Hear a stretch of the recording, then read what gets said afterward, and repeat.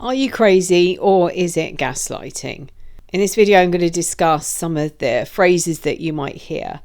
Gaslighting is a covert way of distorting another person's perception of reality, making them question their sanity and their memory.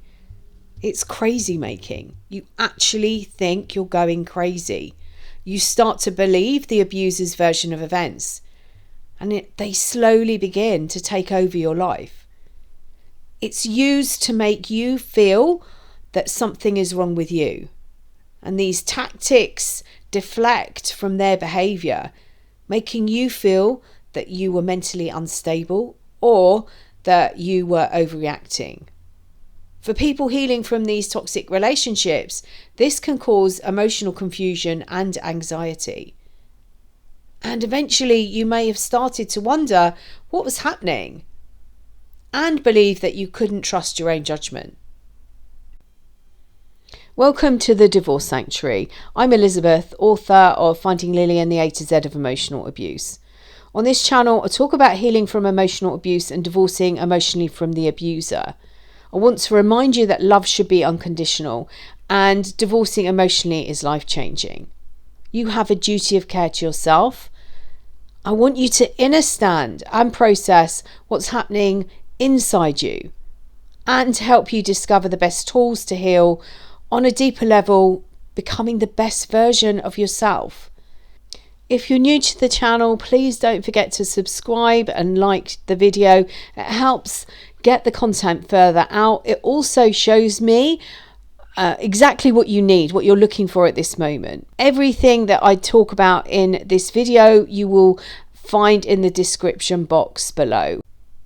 In this video, I'm going to talk about what gaslighting is and why it is the master manipulator's favourite tool. I'm also going to give you some common examples of gaslighting and explain how gaslighting can affect you. And if you stay to the end, I'm going to give you some tips on how to deal with gaslighting. Gaslighting is a covert, aggressive way of distorting another person's perception of reality to the point that that person questions their sanity or their memory. Gaslighting is crazy making at its finest, and it makes you think you're actually going crazy. It's a way of hiding abuse. Gaslighting was used to make you feel that something was wrong with you. The abuser used tactics to deflect from their behaviour, making you feel you're mentally unstable or that you were overreacting. And for people healing from toxic relationships, this can cause emotional confusion and anxiety. As you listen to this video, you might think, well, I say some of those things. Wonder, am I the abuser? Gaslighting comes in many forms. If you think about PR companies, they use it to change our perception of a person or a situation. The media use forms of gaslighting. Have you ever watched a newsreel and it was so badly edited that you could tell that a person had more to say? If you grew up in a toxic environment, you might have heard some of these terms. And as children, we're sponges and we take what we hear and what we see as the truth. Up until the age of about 7 or 8, we live in a theta state.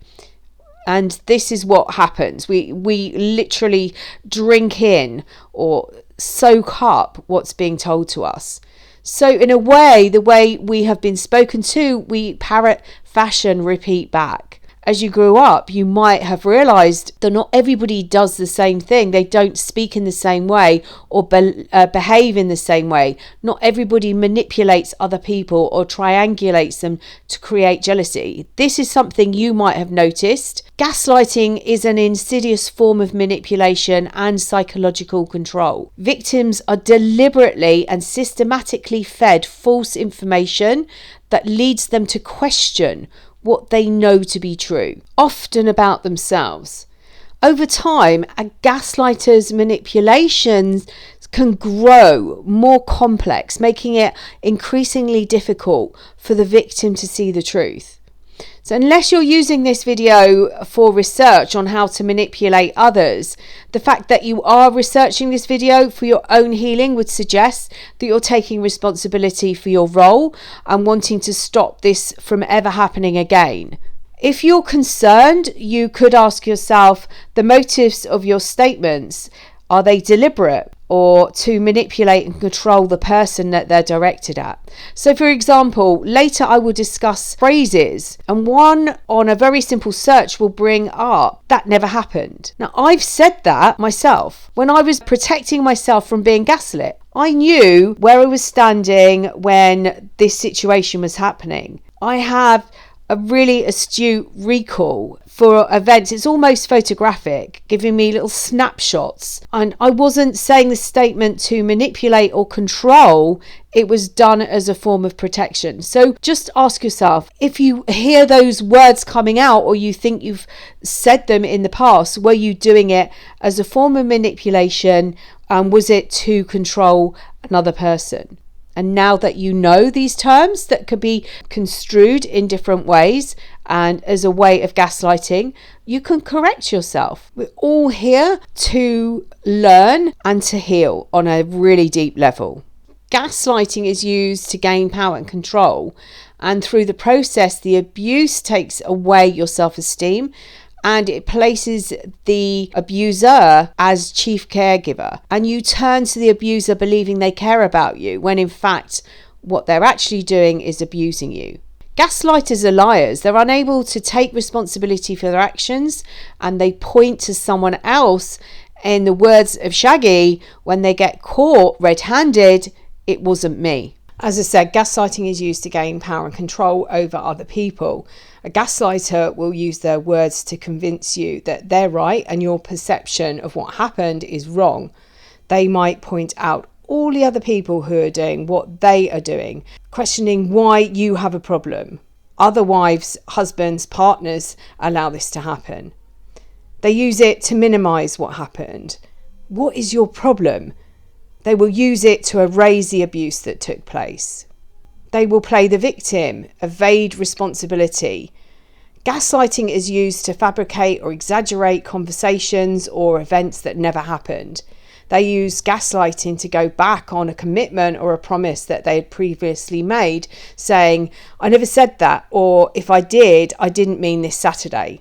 They gaslight you to make you feel you're crazy, to second guess yourself in every area of your life and come to the conclusion you can't trust yourself. They use phrases such as, "I didn't say that, what I said was," or "I didn't say which Saturday."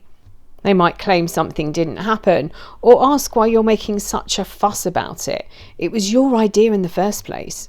Or they blame shift their bad behaviour to being your fault. If you had given them more attention, if you hadn't gone off with your friends for the evening, they wouldn't have done whatever they've done. And when you start to question things, they call you crazy or paranoid. And one of my not so favourite ones is, you have trust issues. Is it their behaviour that has caused you to have trust issues, not, as they're claiming, other relationships? You might be told that you're overreacting. And another not so favourite of mine is too sensitive. And I was only joking. And then to cement the gaslighting, their second favourite tool, triangulation, telling you that it's not just them that have noticed your behaviour, other people are worried about you as well. The phrases, "it was just a joke," or "you're too sensitive," are actually used as well in the idealization stage. They're used to check at that point how invested you are in the relationship. So if they haven't hooked you in enough and you start to pick up on, "Oh, that's a bit weird, why are you behaving like that?" or saying these things, they will say, "Oh, it was only a joke," or you're just too sensitive, "I was only joking." They will also claim that they told you about an event, or that they were going to be home from work late, or they might even try and convince you that they always come in at this time. What's your problem? And you're left trying to recall that situation, that conversation, trying to remember, wondering if you weren't listening or if there was something wrong with your memory recall. So these phrases and statements are to control you, and they're used to blame shift and disguise their bad behaviour. They will lie about what other people are doing and making you believe that you're in the wrong. They might ask you if you saw someone else and how they were flirting. Did you see how Des was flirting in front of his wife? And you're wondering, well, I was sat there talking to her all evening and I didn't see that behaviour. It might be that somebody else is using porn in the office and they'd been caught out. They're minimising these events, making you question if your morals are too high and why you're so upset when other people seem to accept that it's okay. Gaslighting is used to make you feel something was wrong with you. They use tactics to deflect from their behaviour, making you feel you were mentally unstable or that you were overreacting. For people healing from these toxic relationships, this can cause emotional confusion and anxiety. You may have started to wonder what was happening, questioning your own judgment. And when you experience any form of anxiety or go through a prolonged period of stress, your brain goes into survival mode. You can't make decisions. You can barely look after yourself. This is very different from a normal breakup of a relationship, be it romantic or a friendship or with a family member or a work colleague. Only a person that's gone through this very specific form of abuse will understand what it's like and how deep this trauma runs. Gaslighting often develops gradually, making it difficult for a person to detect. This is why I describe emotional abuse as like Chinese water torture. It happens very slowly and it turns you insane. Some of the techniques one person might use to gaslight another are countering. This describes a person questioning someone's memory. They might say things such as, "You never remember things accurately," or "Are you sure? You know you have a bad memory." Another way is withholding. This is when someone withholds. They refuse to engage in a conversation. A person using this technique may to pretend not to understand what someone is trying to describe, or they just don't respond. So, for example, they might say, "I do not know what you're talking about. You're just trying to confuse me." Another form is trivializing, and this occurs when a person belittles or degrades another person's feelings. So they might accuse them of being too sensitive or overreacting when they are valid concerns and feelings that they have. Another way is denial. Denial involves a person pretending to forget events or how they occurred. They may deny having said something or done something, or actually accuse the other person of making it up. Another way is diverting, and with this technique, a person changes the focus of the discussion and they question the person's credibility instead. So, for example, they might say, "This is just another one of your crazy ideas," or "Have you been listening to your friends again?" Anyone can experience gaslighting, but it's especially common in intimate friendships or relationships. With the intimate partner, an abuser may cause someone to be irrational or crazy in order to isolate them, undermine their confidence, and to take control. It might be in a child-parent relationship. Abusive caregivers use gaslighting to shame and control children. Again, they might be accused of being too sensitive and they belittle their feelings. It can happen in the medical field as well, where gaslighting occurs when a doctor or a professional dismisses or trivializes a person's health based on the assumption that they're mentally ill. They might tell them that it's all in their head. Then there's racial gaslighting, and this is done where people apply the techniques to a group. For example, a person may deny that a specific group experiences discrimination despite evidence that says otherwise. There's political gaslighting, and examples include downplaying or hiding things.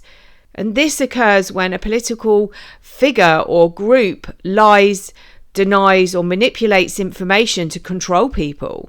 There's institutional gaslighting, and this can be done where a company or organisation may deny or hide information, lie to employees about their rights, or portray whistleblowers who uncover problems in the organisation as incompetent or mentally ill. Signs you might have experienced gaslighting are feeling confused and constantly second guessing yourself.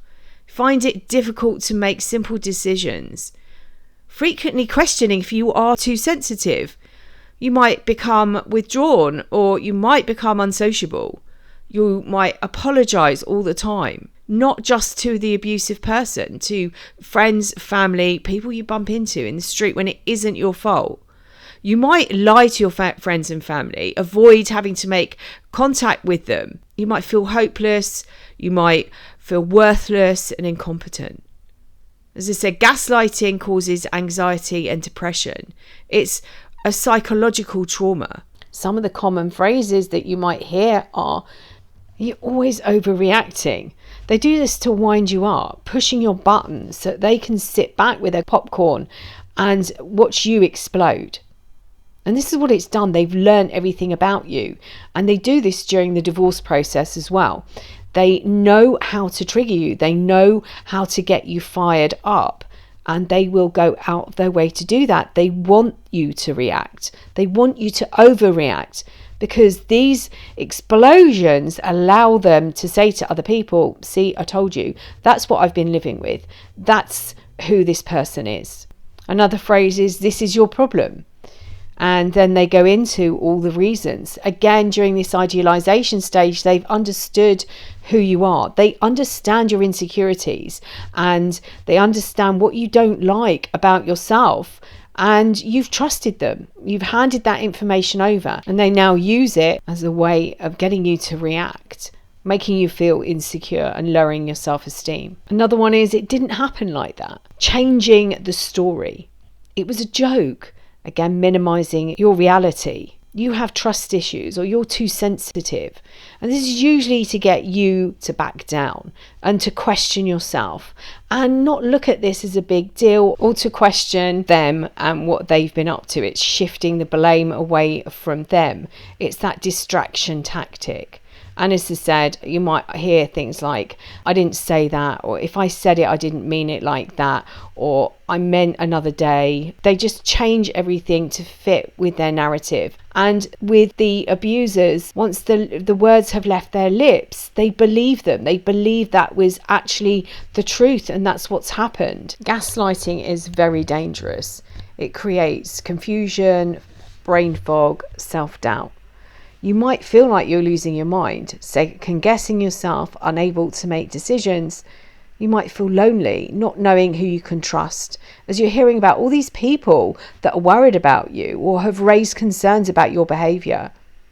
This can lead to guilt and paranoia and feeling vulnerable, wondering what actions are causing others to talk about you to the abuser, and not to raise these concerns with yourself. The abuser will keep you close enough to these people for them to be a threat, but far enough apart that you can't compare notes. This affects the way you see others and the way you see yourself, not feeling good enough and misunderstood. Understanding the cycle of abuse, gaslighting, and other tactics that are used helps you to make sense of everything. And once you understand that, you can start to call this behavior out and the relationship as abusive. You can start to move forward with your healing. This form of abuse penetrates on so many different levels. Your brain was tricked to believe that what you were told was the truth, and it takes time for you to de-traumatize. And it is so easy to slip down that dark hole when you're faced with new facts and new situations. You're never going to get the closure that you need, and this is part of the game. The unmet needs of the abuser as a child meant that they were unable to master critical emotional development. And I discovered many years ago that you could understand the age that they experienced this trauma. In certain situations, they'd revert back to a child. And I bet if you think back, you could probably work out what age that was as well. So when they were threatened or they perceived danger, I noticed that they might walk or talk in a childish way. Narcissism is a personality disorder which is diagnosed by a mental health professional. The narcissist can't take responsibility for their actions. And if you've been discarded by one, it's likely that you took the blame for the breakdown of this relationship. So it's unlikely that they're going to agree to an appointment for a diagnosis. A healthy person can see that they've made a mistake They try to correct that mistake. They hold their hands up and they might say, yes, I'm really sorry. They don't do everything in their power to prove that there is nothing wrong with them putting the blame on another person. A punch in the face is the same regardless of the motive behind it. The flying fist, the impact, the damage caused, they're all the same. When you come out of these types of relationships, you don't trust yourself. You listen to every detail of every conversation. People do make mistakes. And eventually you'll be able to work out that difference of someone gaslighting you to genuine mistakes. You'll find a way of understanding when you start to heal, and you'll be able to stand with confidence and say, I remember the conversation, can honestly say you told me it was 4 o'clock, or do you know what, I actually can't remember the time. And if you're being lied to, you can also stand with conviction and say, we didn't have that conversation. Your mind has gone into hibernation. It knew what was happening was abuse, and it does this to protect itself. You might now need to coax it out. Doing that by creating safe spaces where you can allow your body to relax and you can tell it that it's safe, as long as it is. As I said at the beginning, I would give you some tips to deal with gaslighting. Gaslighting is a covert way of distorting another person's perception of reality, making them question their sanity and their memory. It's crazy making. Actually makes you believe you're going crazy. You start to believe the abuser's version of events, and slowly they begin to take over your life. It was used to make you feel that there was something wrong with you. And these tactics are to deflect from the abuser's behavior, making you feel mentally unstable or that you're overreacting. And for people coming out of these toxic relationships, it can cause emotional confusion and anxiety. Eventually, you may have started to wonder what was happening and if you could trust your own judgment. If you're trying to understand what has been going on through this emotional abuse, when you heard this list, how did you feel and how did you relate to it? When you're coming out of these relationships, you might have more questions than answers. And it's easy to slip into rumination, which is this process of continuously thinking the same thoughts, and they tend to be sad and dark. Rumination can be very dangerous to your mental health, and it prolongs the ability to think and process emotions. Ground into your body, staying out of your head and staying in your body helps you process what has been happening. Breathing and counting, that's box breathing, helps you balance the stress hormones and calm down your system. Writing out what happened gives you the permission to call this abuse. You still might be protecting the abuser, justifying their behaviour and the reason that they treated you in this way. When you're dealing with someone and you feel that you might be being manipulated, start to look and see if there are any inconsistencies between what they say and their actions. And tune in, go inside and feel or sense if something feels off or not quite right. Do you get a gut feeling about what's being said or their actions? And you might find it useful to use a notebook or a diary to record information. Look at these patterns. You might notice that every time you make plans with someone, you either get the date or the time wrong. Think of the phrases as red flags as well. So if you hear, I didn't say that, make a note. And if you hear it again, then start to look at other ways of protecting yourself. Move this person out of your life or start writing things down. If you start to understand that you are being gaslit, don't let them know that you've realised this is what's going on. They might not actually even realise it themselves. Know that you're responsible for yourself and protecting yourself. Remember, they will deny and blame shift anyway. When you spot abuse, start writing out your story. And this will help you to remind you that this isn't your fault or you. This is a master manipulator at work who will stop at nothing in order to not face their own trauma or faults. When you start to question yourself or doubt your ability, stop for a moment and then listen to the voices in your head and see if you recognize the way that the sentence is constructed or the words that are being used.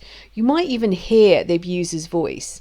Know that this is a thought that has been programmed into your brain. Start to trust your intuition. If it feels off, it usually is. If you found this video helpful in some way, please like, share and subscribe to the channel.